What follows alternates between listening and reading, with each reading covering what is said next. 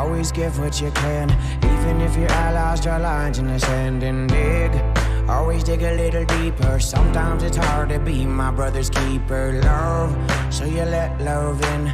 Baby, I am home in the wake of your skin. And it's crazy how we wear a ceremony. Always be open to your path and your journey. Yes, she cradles my loneliness, a home at a forest nest.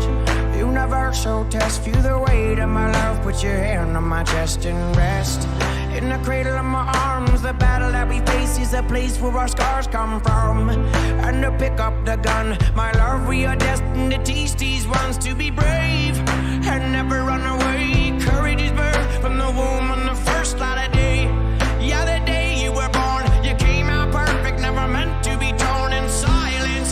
Never been so loud in the violence, never been so proud of our people.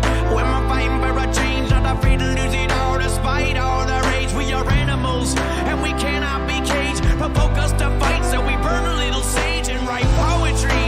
Wiser than the enemy will ever be. The minority and authority. Are you here to protect or arrest me? I can't tolerate the hate and I'm losing sleep. Can't breathe cause they're choking out a war in me. Immorality, yeah. Love letters to God. I wonder if she reads them or if they get lost in the stars, stars, and the stars. Yeah. So many parts to a heavy heart. If there's no beginning, then where would you start? Start, where would you start?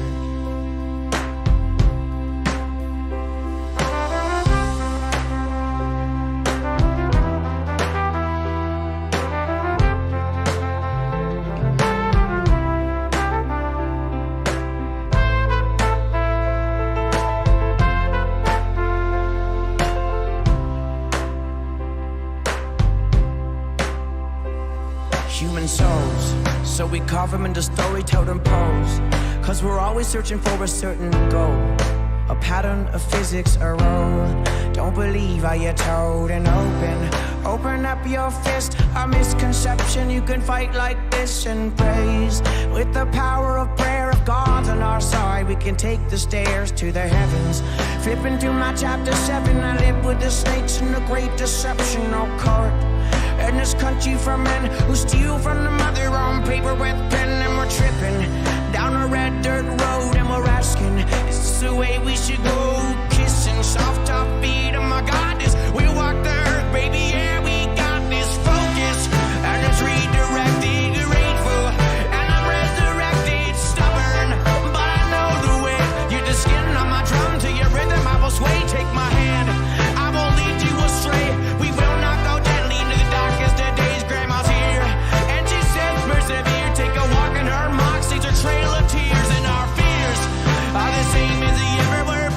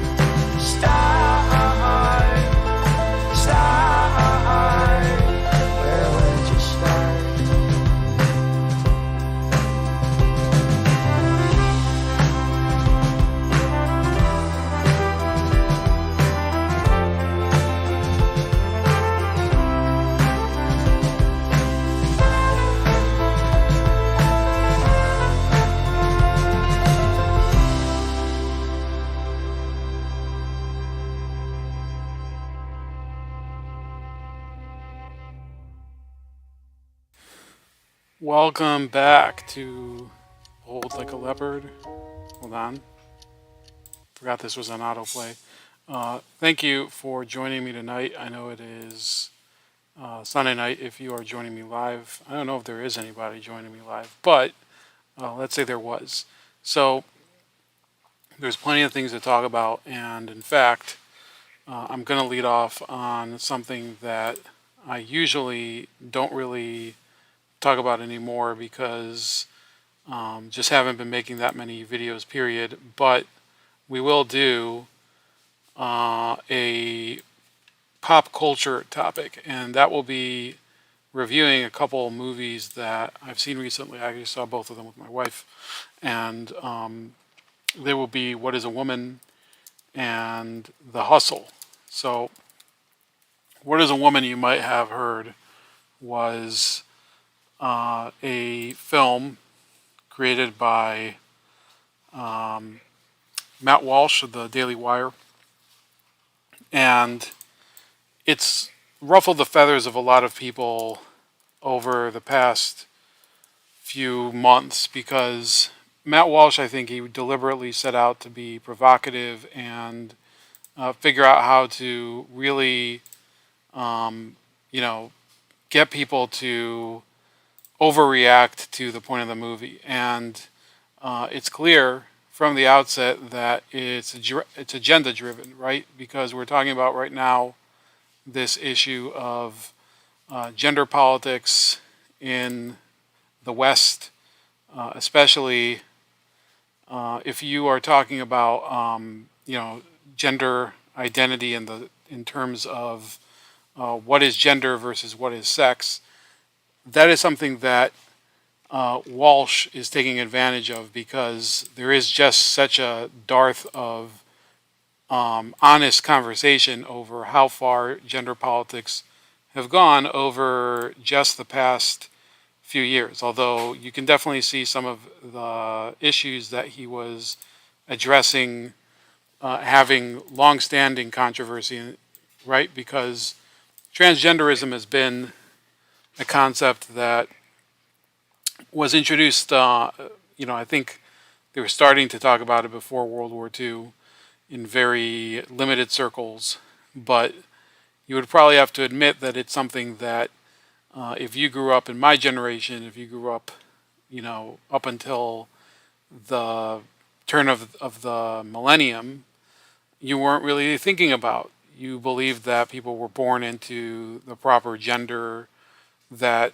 their biology suggests, and while there were cases, of course, of genetic anomalies, chromosomal anomalies such as I think Klinefelter syndrome is one of them, the vast majority of people seem to conform to the gender that they are born in, or the sex that they're born in.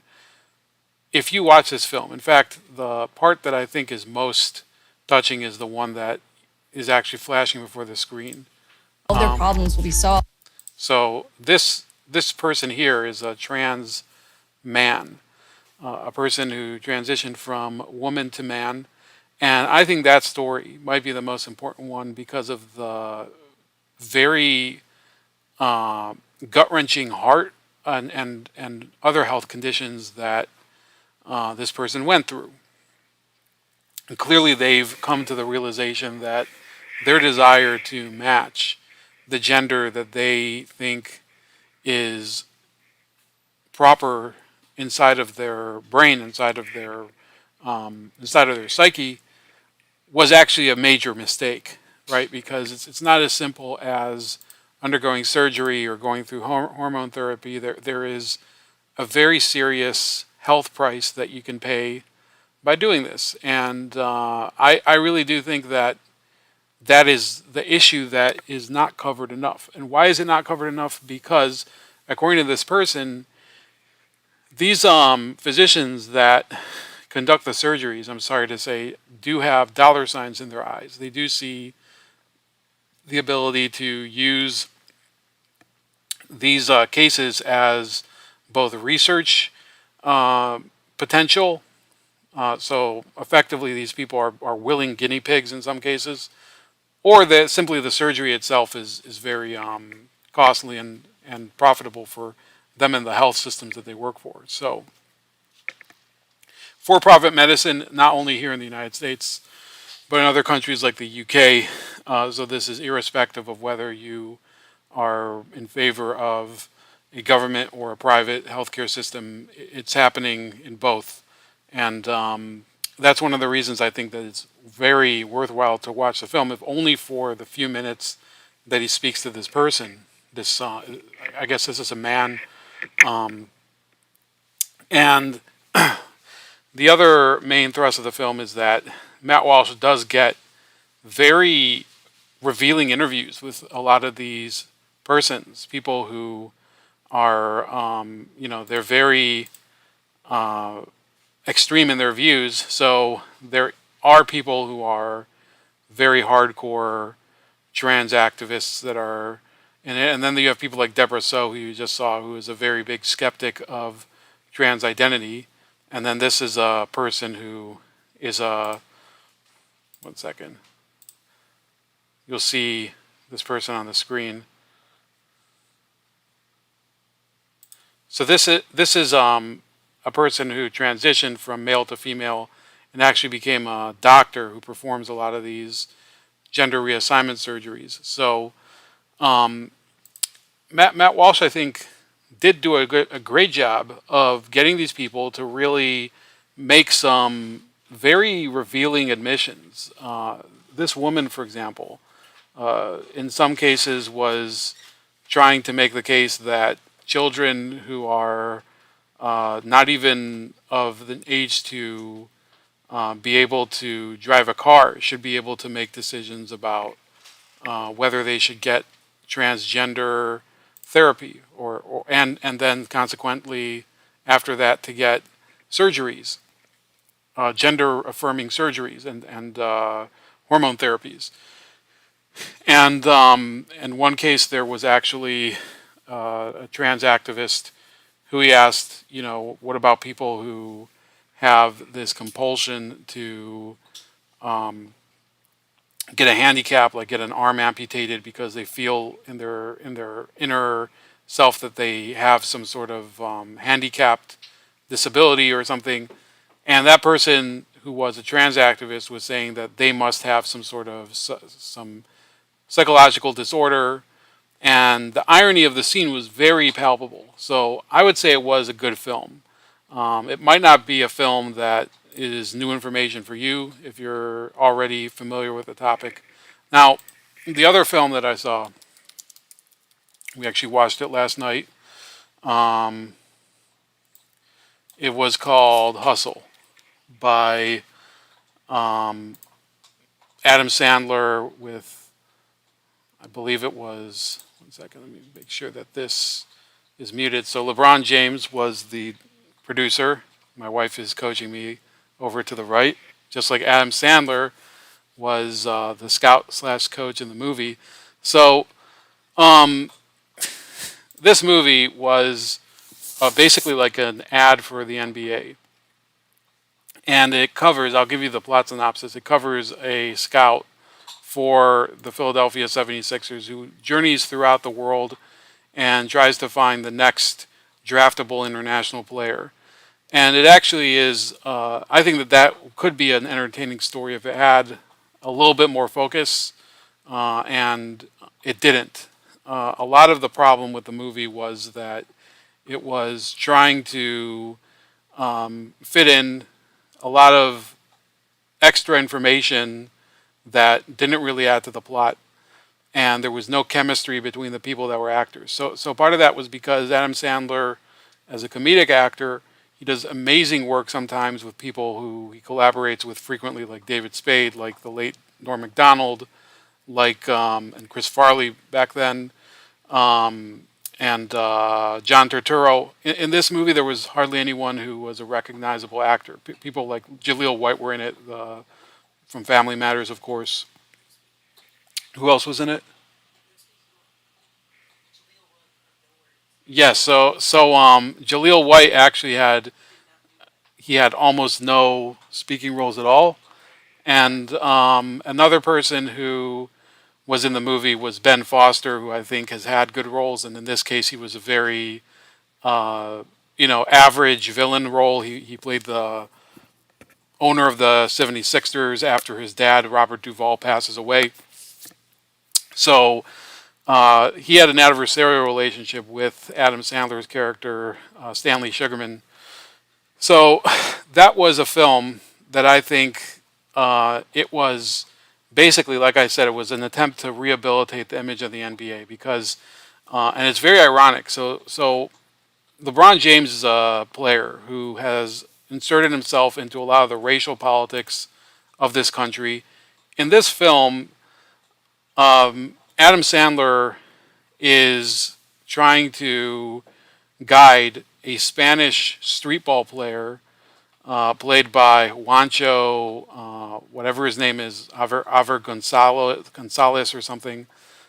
He plays, I think, now or he did play for the Nuggets at least. So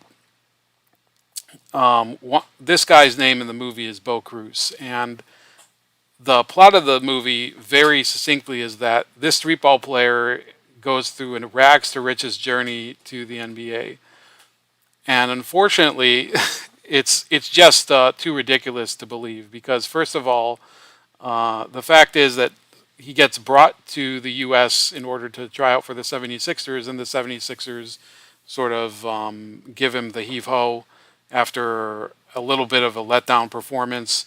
And the big part where I think they tried to fit in too much BS was when Sandler's character, Sugarman, takes it upon himself to pay for the cost and all of the other issues in order to train Bo Cruz in order to get into the NBA Combine. And it's just ridiculous because you can see that he's not really earning that much money as a scout, and he quits the team. And so it's just so unbelievable that only somebody with a dramatic mind of LeBron James could think that this is a believable plot, or Adam Sandler. I'm sure that they offered Adam Sandler an amazing sum of money to make the film, and maybe because LeBron James, he grew up in the same era as me, he was an Adam Sandler fan and he liked Billy Madison or something, and he figured if anybody can do this, it's Adam Sandler. No, this is a terrible movie. It's actually a huge letdown for what? So LeBron James insisted that Jaleel White was in the film. So my wife is saying that he was not going to do the film unless Jaleel White, a.k.a. Steve Urkel, was in it. So, okay, so based on those sources, you be the judge. That's really the big issue that I'm seeing right now with the film. That they first of all, they went off on this tangent that tried to make you think that the Stanley Sugarman was able to fund and conduct all of these practices just with the help of a few friends. And it goes through exhausting detail for way too long on how much he practiced for the NBA Combine, which, by the way, nobody even watches the NBA Combine. It's much less covered than the NFL Combine. Just like everything else about the NBA, it's really not nearly as popular as the NFL at this point. So I would say that you can pass on it. It is on Netflix. I don't have Netflix, but I was able to see it, if you get my drift. So I'm sure many of you are using the same arrangement. It was a terrible movie. There were some entertaining spots. I do think that Anthony Edwards as the antagonist player, I think his name was Kermit Wilkes or something, he did a good job. I think that Juancho Hernan Gomez, or whatever his name is, did a good job somewhat. There's no chemistry between Adam Sandler and his wife. If you can think of, Queen Latifah, who I think is of the LGBT community. So this debuts in June, and she's in a straight relationship in this movie. I don't know what is this some sort of way of her to renounce Pride Month? And then his daughter had no chemistry with him. Who else? Robert Duvall had no chemistry with him. Nothing. It was, and the big.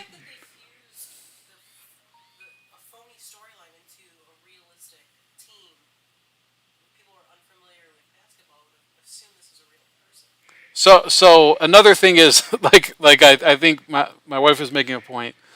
They really tried to shoehorn in the 76ers, who are a real NBA team, and make them sort of this setting for the movie, when people who are aware of the situation with the team and a lot of the other drama around them and insights, they could see that it was plain nonsense, because it's totally unrealistic. If you know anything about the NBA, it's unrealistic. They kept putting in stars that are of various notoriety. I think one of them was Mo Wagner from what team does Mo Wagner play for? Orlando.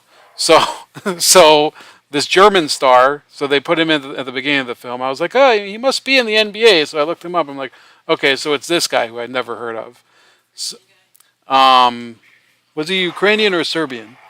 So there was a Serbian guy at the beginning of the film that was clearly, like the whole point is that he was too old to be in the draft, and he was saying that he was 22 when he was probably like 45. Although he is a real player, so not a good movie. So many plot holes and bad role interactions.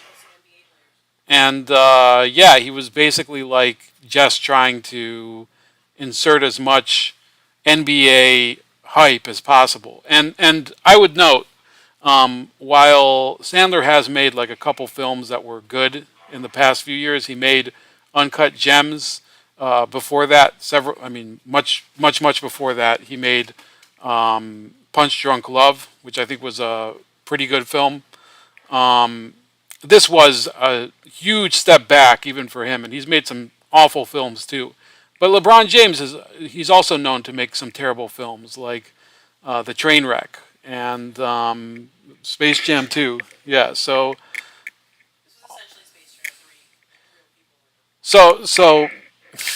I don't think we could. I mean, it's not Space Jam 3. My wife's saying it's like Space Jam 3, but it's really like like Space Jam 3. Space Jam 2 was LeBron James vomiting all over Michael Jordan's work, and this is just him, trying to lift up the NBA using terrible plots and films and things like that. So again, don't watch this film if you don't have to, but I can't tell you what to do. Larry Gerke, friend of ours for a long time, says, howdy, bold like a leopard, happy Gilmore Rules. Yeah, that was when he was making films that fit his persona. He's a good comedic actor. Some drama films he can make that are not terrible.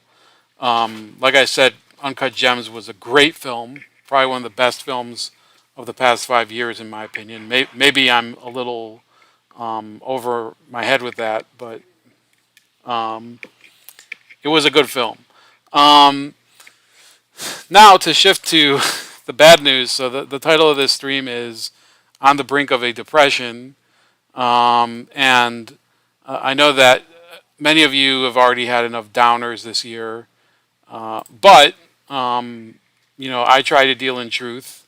And so you do have Zero Hedges talking a lot about a lot of the problems here, which is, let me see, what the hell are they talking about here? Italian Premier Draghi reminded his former colleagues moments before this week's European Central Bank meeting of signs that there is still spare capacity in the economy. North-south inflation tension leave the ECB in treacherous territory, searching for a path out. Central bankers told markets that they know precisely how to tame inflation should it arrive. For years, policy was calibrated to guard too strongly against deflation. Now Germany's inflation challenge is more extreme than the 1970s. The tools to tame it are known. The force required is clear. Action is postponed as the ECB hopes for a rescue.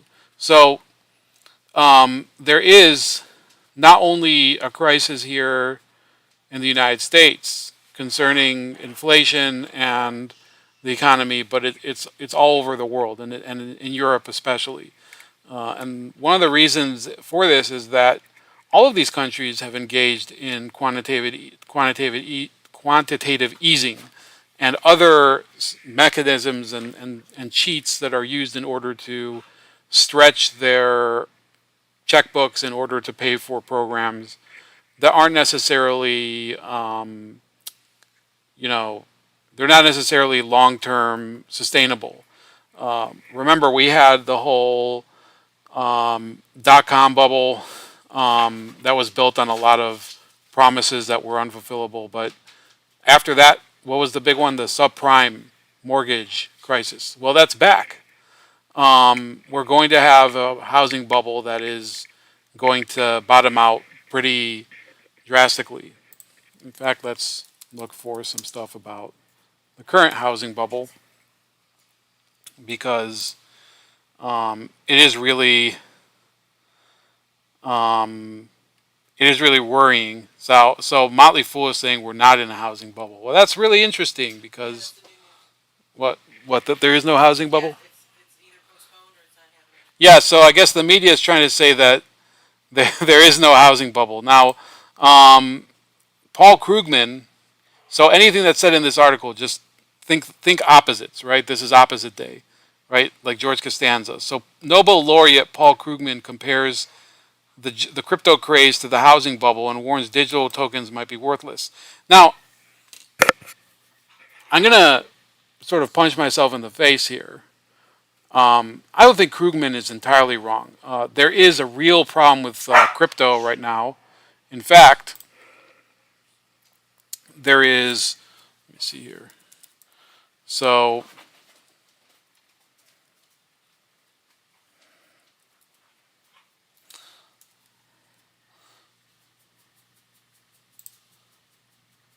the pricing on crypto is actually taking a huge tumble right now. And Bitcoin is taking, I think it's lost 8% today.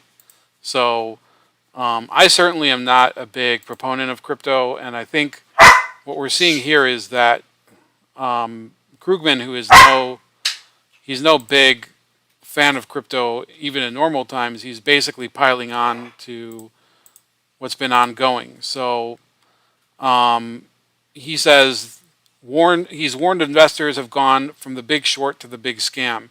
I don't think that crypto was intended to be a scam. However, it is going to be a big disappointment, because a lot of people were thinking, well, this will be a good way to secure my assets against the tax man and against all these other potential ways to garnish my wages. And I'm sure that there are people who have like divorce settlements that they wanted to avoid by putting all their money in crypto.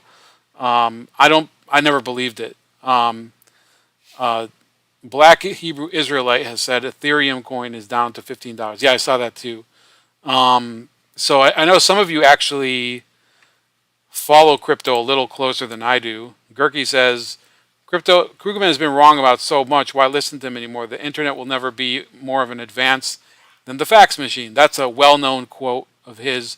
That's true. But what I'm saying here is that Paul Krugman is actually, he's jumping onto this whole pile on against crypto, because so what I think is going on is he's wrong in a sense, but he's also right at the moment, because a lot of long-term crypto investors are getting annihilated right now by crypto because they never diversified their investments.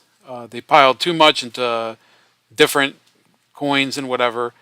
But we do know that the major economies are all looking at things like central bank digital currencies. Or maybe you don't know, but if you listen to some of the doom and gloom financial channels, which I do, they've been talking about it. And that's one of the real worrying things about crypto that kept me from really buying into it, because the concept of crypto is something that these governments have been trying to co-opt for a little while, because they figure, really, if money is not tangible at all, they can use it even more. They already play enough with fiat currencies, the currencies that they print out on paper. Well, if it's only digital, isn't that even easier?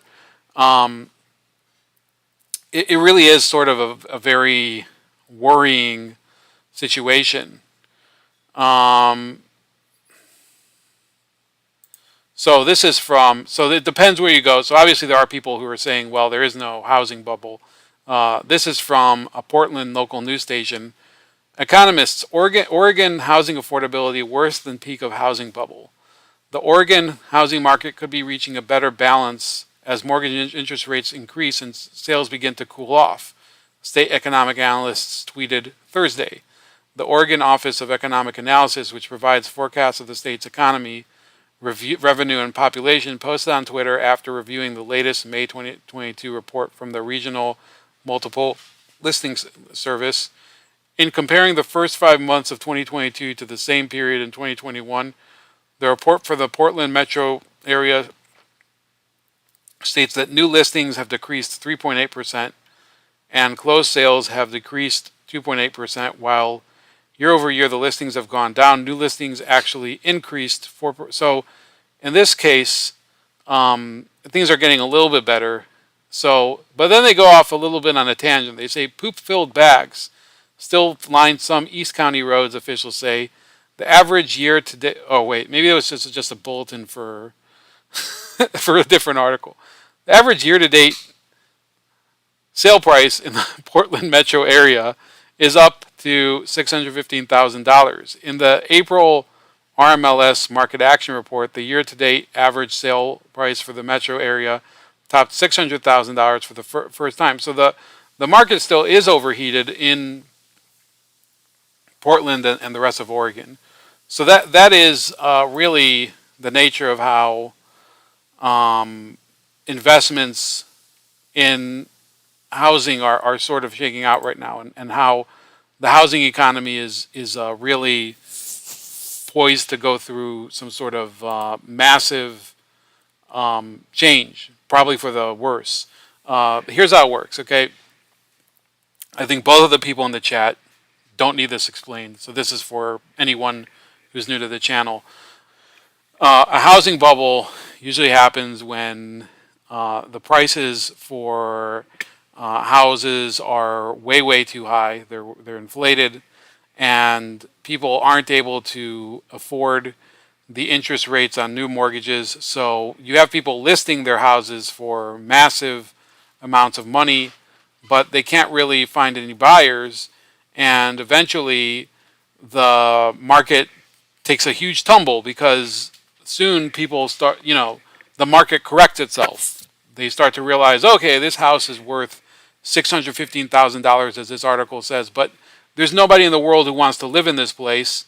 And the people who do own houses in this area that have bought them for $600,000, $700,000, they're underwater on their mortgages. They might not have a job anymore, and they're basically, they're living paycheck to paycheck, or the amount of interest they're paying on the mortgage and the value of their mortgage is worth more than their new value for the house once the market corrects itself. That's when people go underwater, and there's a big rash of foreclosures when they try to resell their home.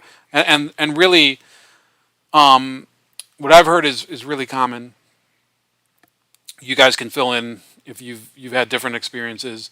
Is people who invest in a home in order to resell it, they end up having to, sell it for less than their home was originally worth, and and that's really what being underwater with your mortgage is. That you're paying more to pay off the bank than the actual value you're going to get for selling the house. So, unfortunately, I think that's going to happen again, and it's going to be predictable results. And it's not even the only issue that's going on right now in terms of our dysfunctional economy. You already have shortages. So there's baby food. Now there's feminine hygiene products. Now there's also, I believe, shortages of meats in certain parts of the country. There was a report today that a meat packing plant in California is shutting down because they can't really figure out a way to turn a profit there. So there's companies that are saying, hey, it's better just to close up shop than to actually open up and do business. That's very worrying if you're watching what's happening with the food markets right now.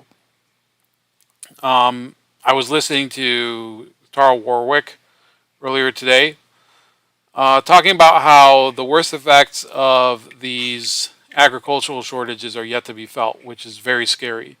So, I don't really have a lot of optimism to offer you, and I don't want this to be entirely a political, social discussion, because I think we're all going to go through some difficult times.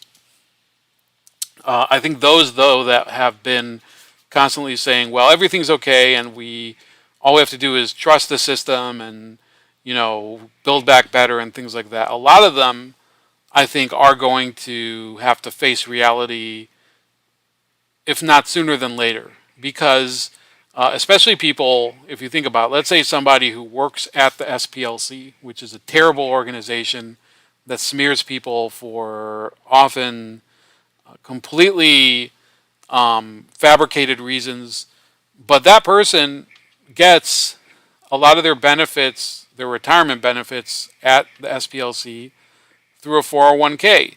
And if their 401k is basically crashing because of the dysfunctional economy, and they're really like paying attention, as they should be, to how their nest egg is hatching, they could conclude that their whole worldview is wrong and sort of shift away, or if they lose their job, right? Because a lot of those organizations, I think, if the economy crashes, it's going to be like,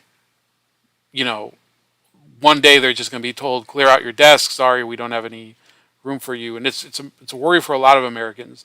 I think those people that are going to be let go and thrown out in the cold by companies that previously told them that they hold all these values sacred, they're in for a rude awakening. I know I've experienced things like that in the past too. And while I'd like to have compassion for them, it's not easy, because people have warned them for many, many years that they believe in lies. They believe basically in a ideology that's mainly out of spite towards people that they see as intolerant, but really their behavior is the paragon of intolerance. And B, they're also often ignoring like just sensible advice. Like they think that, they're the type of people that do think money grows on trees. So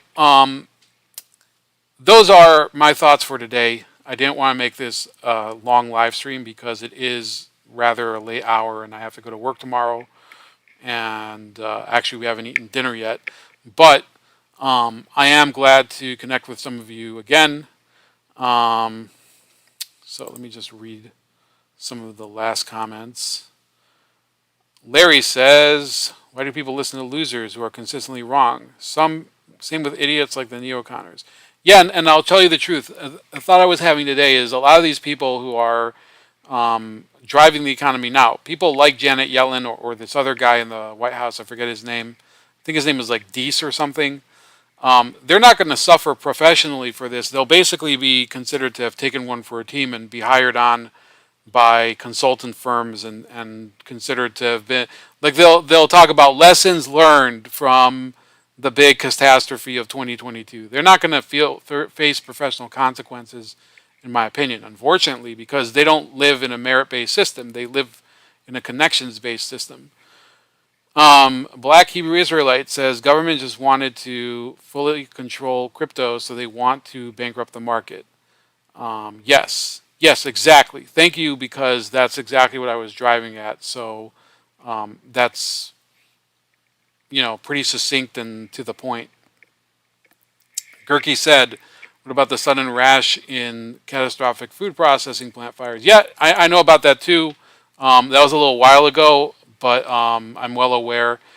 And this is just the latest on top. And it's a little different because this is a company that's willing to shutter its doors. It doesn't even need a disaster. They'll just say, hey, we can't make any money off of this. We're just not going to make any meat.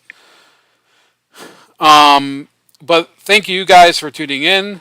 Larry and Black Hebrew Israelites from the Hard Bastard channel.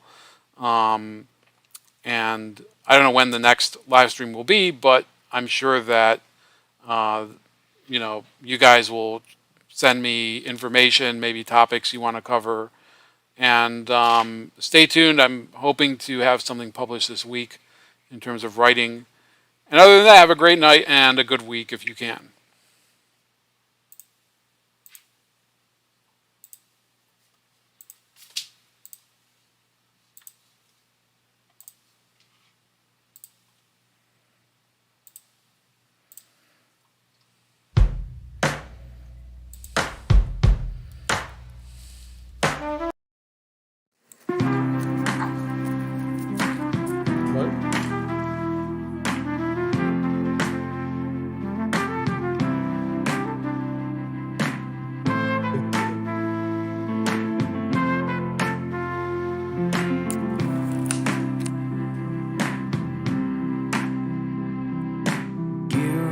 Always give what you can, even if your allies draw lines in the sand and dig.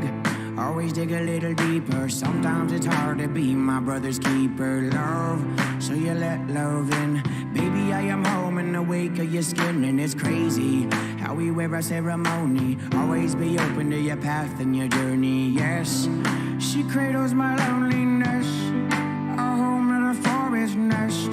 Universal test, feel the weight of my love. Put your hand on my chest and rest in the cradle of my arms. The battle that we face is a place where our scars come from. And to pick up the gun, my love, we are destined to teach these ones to be brave and never run away. Courage is birthed from the womb on the first light of day. Yeah, the day you were born, you came out perfect, never meant to be torn in silence. Never been so loud in the violence, never been so proud of our people. When we're fighting for a change, not afraid to lose it all. Despite all the rage, we are animals, and we cannot be caged. Provoke us to fight, so we burn a little sage and write poetry. Wiser than the enemy will ever be. The minority and authority. Are you here to protect or arrest me? I can't tolerate the hate and I'm losing sleep. Can't breathe cause they're choking out a war in me. Immorality, yeah. Love letters to God. I wonder if she reads them or if they get lost in the stars, in the stars. Yeah. So many parts to a heavy heart. If there's no beginning, then where would you start?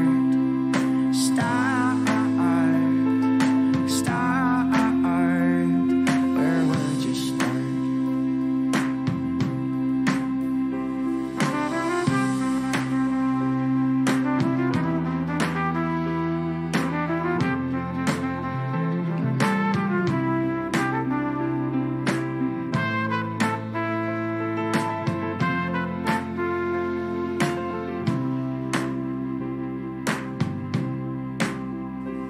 Human souls, so we carve them into story-totem pose. Cause we're always searching for a certain goal, a pattern of physics, a role. Don't believe how you're told, and open up your fist. A misconception, you can fight like this and praise. With the power of prayer, of God's on our side, we can take the stairs to the heavens. Flipping to my chapter 7, I live with the snakes in the great deception, no court. In this country for men who steal from the mother on paper with pen. And we're tripping down a red dirt road, and we're asking, is this the way we should go?